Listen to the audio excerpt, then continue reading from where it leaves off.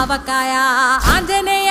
కథ మొదలెట్టినాడు చూడారయ్యా శక్తినంతా కూడగట్టి చెట్టు దులిపినాడు అంజయ్య ఎర్ర ఛాయ